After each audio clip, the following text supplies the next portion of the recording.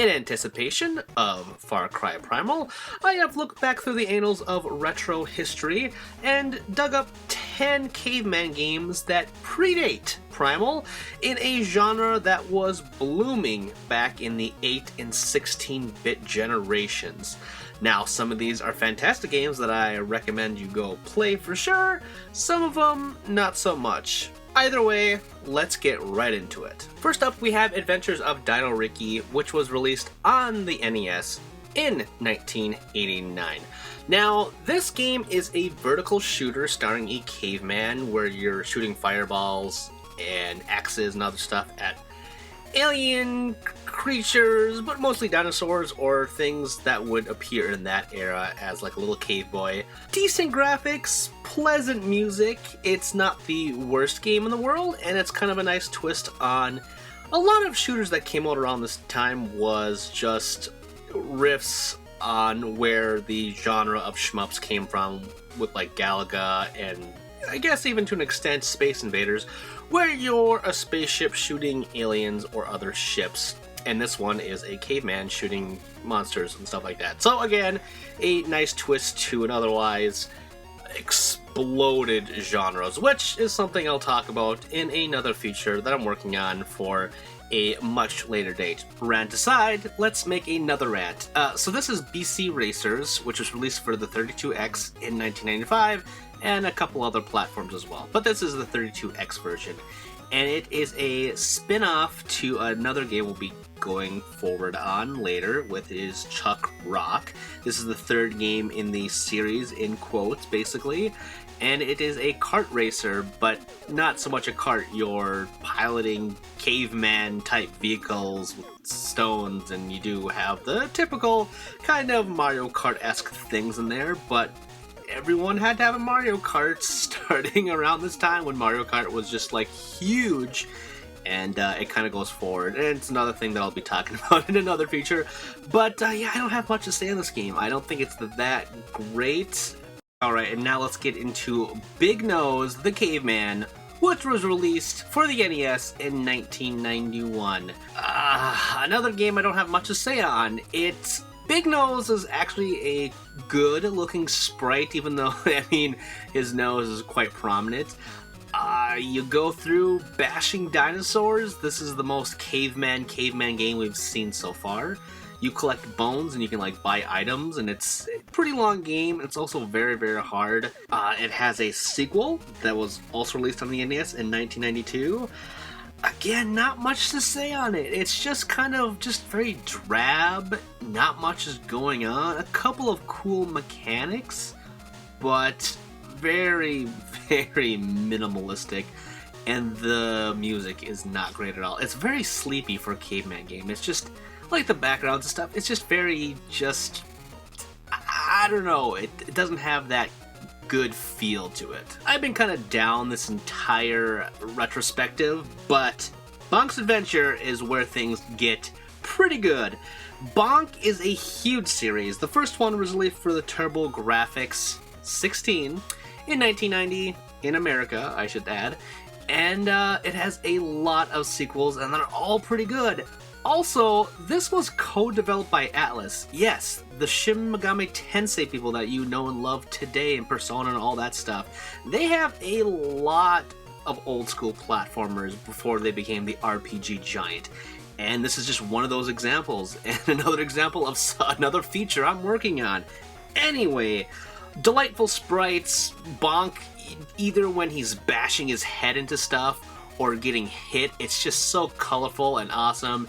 It's just a awesome game and an awesome series in general that I really want to go through, you know, after just doing this one, and play a lot more of them and try to finish them and maybe go back and do a whole Bonk's retrospective thing. But for now, I really recommend that you track this down in some way, or at least one of these games in the series, and it's a really, really cool game.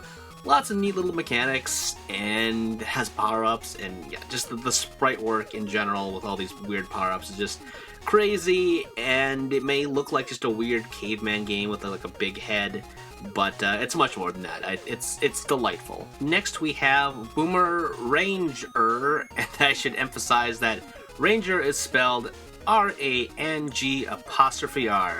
That's exactly how it's spelled. Now, this was released in the arcades in 1983, which was probably one of the earliest Caveman games ever released, I would say. There are a little bit of stipulations here and there, but generally it's one of the oldest ones. And you are a caveman, and you have a boomerang, and you're throwing out other cavemen and dinosaurs, and basically you're dropped on this island and you're exploring it as you go throughout your lives. And you're collecting treasure, essentially, at different parts of the island. It's kind of like a maze, and there's quite a bit going on for such an early arcade game. And it's, very minimalistic in terms of music and graphical prowess, but it's not a battle time waster where you can just go a few rounds and see how far you get. And now we finally loop back to Chuck Rock, which was released in 1991 for a variety of platforms. This version is the Sega Genesis one, and it is kind of a delightful mess of a game. It's a weird hodgepodge of a lot of things that I love, but is very, very dumb in video games. Do not be surprised to see this and its sequel, more so the sequel, but I'm just going to tease that, on an episode of Bizarre Bits, because it is just ripe with just so many weird things. First of all, the title sequence, awesome intro, awesome music. The music in the levels is also kind of weird, and just a lot of quirky things. The weirdest thing about the sound design is just the sound effects, and we see Caveman do all kinds of things for weapons, boomerangs, fireballs, axes, using your head. Well, Chuck Rock uses his gut, his oversized fat gut, to hump people, which is what it looks like, to death. And it makes a weird boing noise, and all the animals, or dinosaurs or whatever, have weird things too.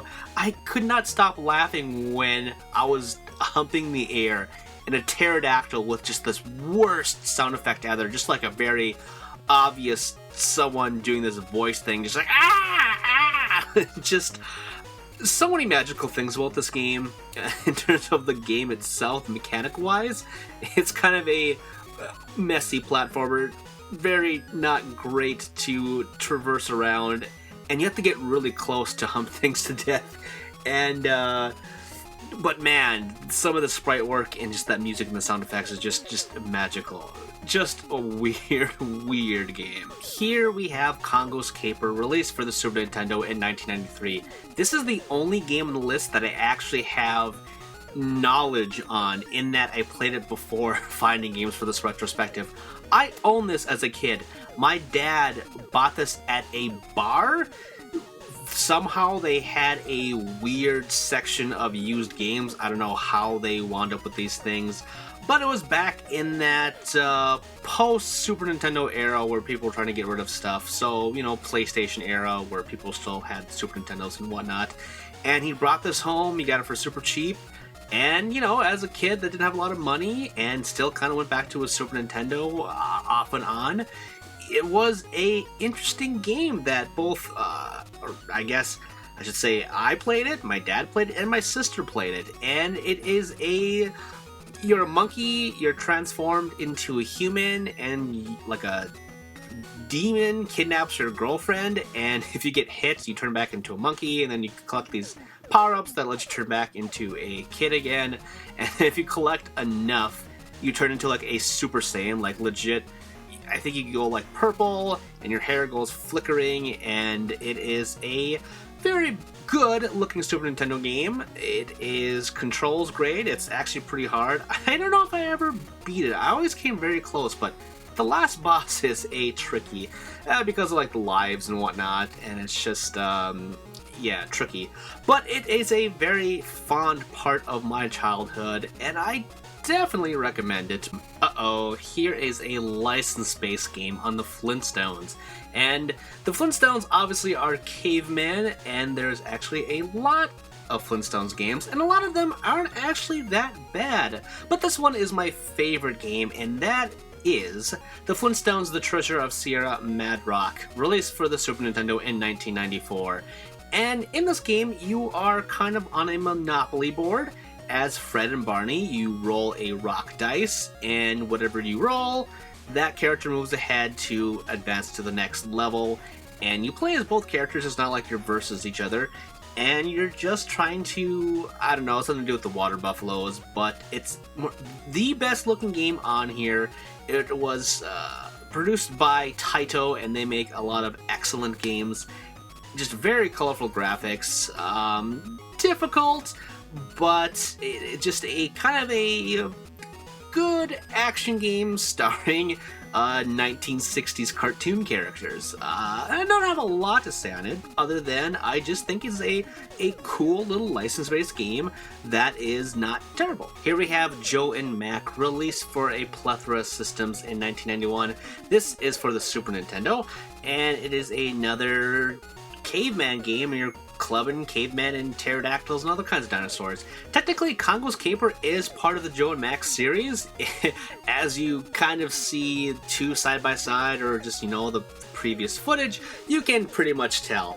Another thing that I don't have a lot to say about Joe and Mac or its sequels, but it's okay. Again, it's very Congoscaper, so I'm not going to get too much into it. But technically, it's also Congoscaper was a side thing, so I'm going to count Joe and Mac as its own thing as well, just to put it on here, because it's hard to fill out a Caveman Games list, okay?